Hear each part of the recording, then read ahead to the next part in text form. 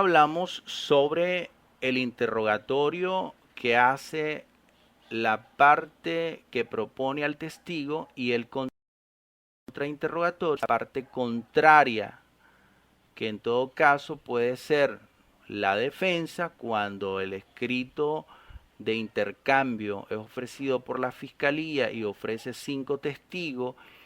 Estos 5 testigos comparecen a la audiencia y quien interroga es la fiscalía porque es quien ofrece al testigo. La parte contraria, la defensa, hace el contrainterrogatorio. Caso inverso es en el caso de que la defensa ofrezca dentro del escrito de intercambio información y prueba, ¿verdad?, a 5 testigos, llame a su testigo y que la prueba de descargo, que es de la defensa, inicia realizando su interrogatorio. La parte contraria, que es la fiscalía, va a realizar su contrainterrogatorio. También dijimos y aclaramos el sábado pasado, que fue presencial, que dentro del interrogatorio, ¿verdad?, se debe de acreditar. En el contrainterrogatorio se debe de desacreditar. Y también dijimos que se acredita al hecho. Y de igual manera se desacredita a la persona y se desacredita al hecho. Fue por eso que yo les pedí que ustedes, ya habiendo escogido ser abogado defensor, ser fiscal, ustedes iban a hacer un interrogatorio de un testigo X, no importa, ustedes iban a practicar realizar de manera escrita un interrogatorio de forma individual, aún sabiendo que estoy dentro del grupo de defensores. ¿Cuál es la idea? La idea es que ustedes tengan yo lo puedo hacer de manera escrita, voy a tener una luz para hacerlo de forma oral, porque ustedes no van a leer ya de juicio sus preguntas, no lo van a hacer, eso es prohibido. Y si ustedes lo hacen, la parte contraria les va a objetar, les va a llamar la atención y el juez les va a decir de que efectivamente no lo deben de hacer.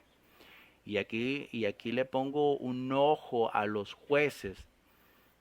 Los jueces tienen que estar pendientes de estas solicitudes. Los jueces tienen que resolver de esa manera. Cuidado, en la práctica pasan por alto estas solicitudes y ustedes resuelven lo contrario. Acuérdense que vale 50 puntos, acuérdense que van a ser evaluados y acuérdense de que ustedes tienen que prepararse mucho más que las partes. ¿Por qué? Porque ustedes tienen que resolver las objeciones. Acuérdense que las partes van a objetar las preguntas, si no la objeta o si pasa la pregunta sabiendo que es objetable. Y también el juez va a estar pendiente sobre las objeciones que debe de hacer las partes y no las hace. Porque el código también dice a los jueces que de manera oficiosa puede objetar la pregunta siempre y cuando la parte no lo está haciendo de manera reiterada. Les explico a los jueces y también para que lo sepan las partes. Si hacen una pregunta que es subjetiva y no la objetan, y después hacen una pregunta que es capciosa y la parte contraria tampoco la objeta, la tercera pregunta, si es una pregunta impertinente, lejos que sea capciosa, todas las que anteriormente había permitido, no la detiene como juez, entonces ahí está o ahí va a ser evaluado no solamente la parte que debió objetar la pregunta, sino el juez. ¿Por qué? Porque ya la tercera, el juez debe de advertir a la parte que está interrogando sino también a la parte que no está objetando. La figura del juez es tutelar el proceso.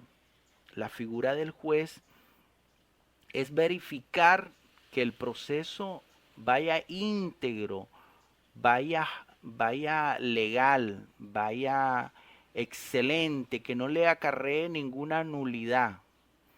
Es decir, el juez tiene que estar pendiente de su proceso para que el día de mañana no le cuestionen su fallo, su tramitación, su función juez. Recuerden que las partes tienen el uso del derecho de recurrir. Perfectamente pueden recurrir si el juez está fallando.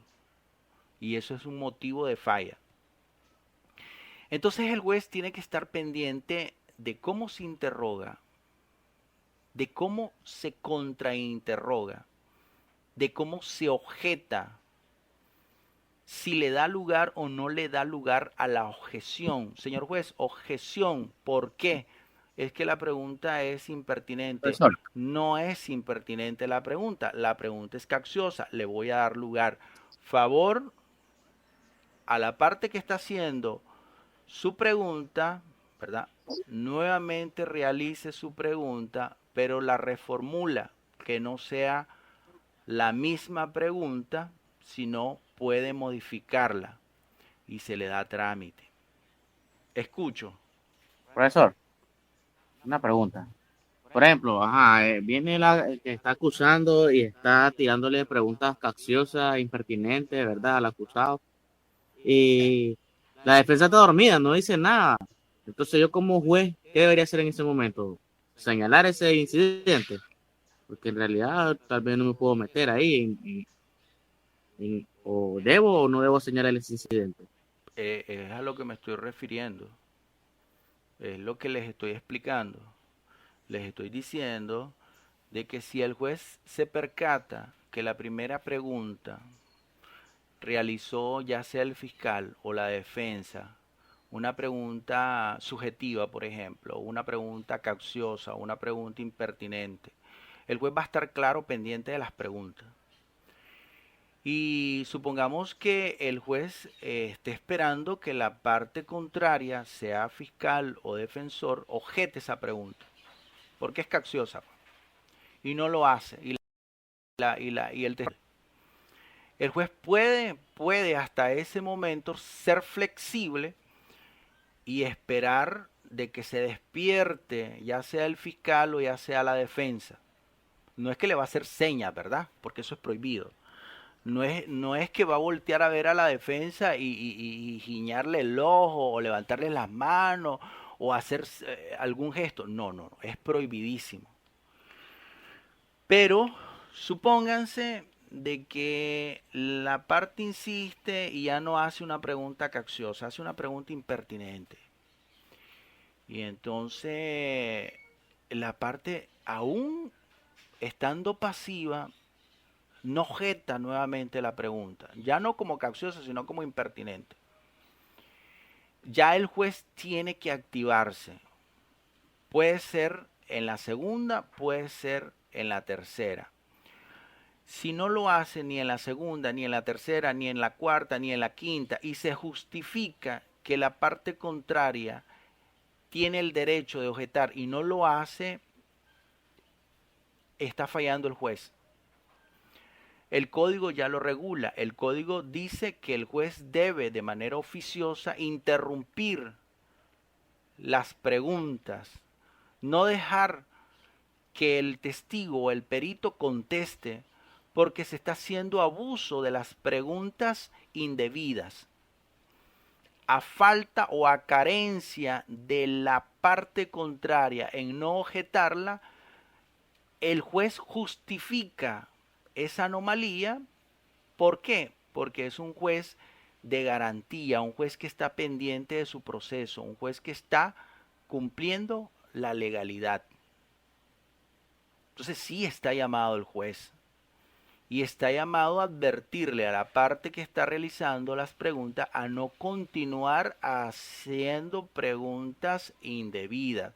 Y puede llamar la atención al abogado de la parte contraria que no está objetando, que esa es su función de objetar las preguntas indebidas. Y deja constancia al juez, ¿verdad? Al momento de, de interrumpir, ¿verdad? La pregunta con la respuesta del testigo o del perito en que se le ha llamado la atención tanto a la parte que está reiterando las preguntas y se le está llamando la atención tanto a la parte que no está objetando. Y continúa otra vez el interrogatorio. No es, repito para aquellos que no están poniendo atención, no es que de la primera va a objetar el juez y no le va a dar el chance a la parte contraria que efectivamente iba a objetar, pero estaba determinando que... No, no es un pleito, no se trata de a ver quién resuelve primero, no se trata de eso. Puede el juez, ¿verdad? Dentro del interrogatorio permitir una pregunta capciosa. Contraria, ok, está bien. Perfectamente el juez va tomando sus apuntes. Ok, primera pregunta. Segunda pregunta que no es capciosa ni es impertinente, es una pregunta abierta, por ejemplo. Permitida, no pasa nada. La tercera pregunta es una pregunta subjetiva, va indicando la respuesta.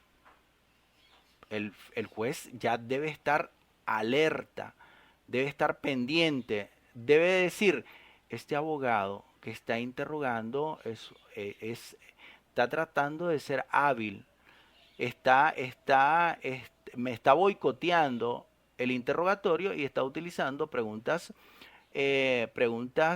permitidas y preguntas no permitidas. Ok, pero el juez está pendiente del interrogatorio. Si a la tercera el juez no objeta, la parte contraria no objeta, el juez tiene que intervenir.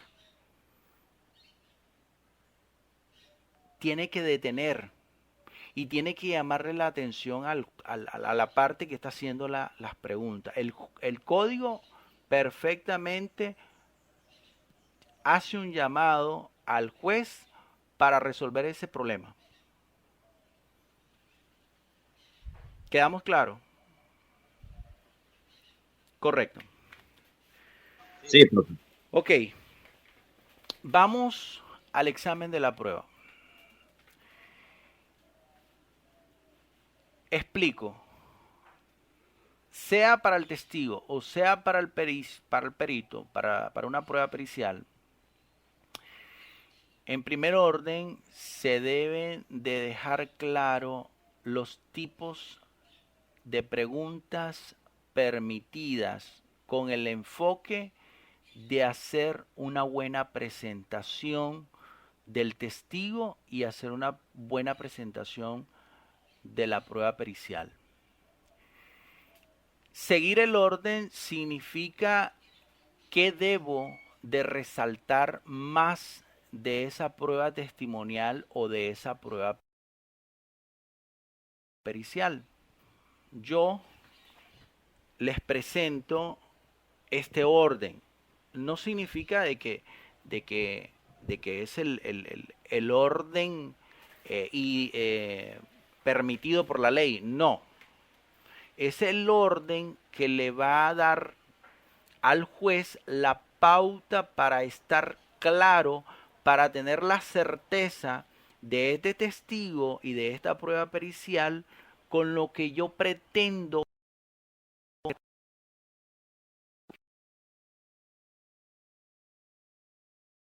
Generalmente inician con preguntas abiertas.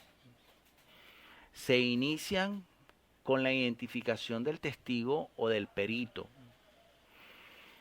Se inician haciendo preguntas en el orden, por ejemplo, su nombre completo, su cédula, su número de cédula. El código dice de que estas preguntas deben de realizarla el juez para verificar que es la misma prueba ofrecida por el Estado. Pero ¿qué pasaría si el juez no lo hace? Ahora bien, se la planteo diferente. Un juez bastante pendiente de su caso pasa el testigo que va a declarar, sea a favor del fiscal o sea a favor de la defensa,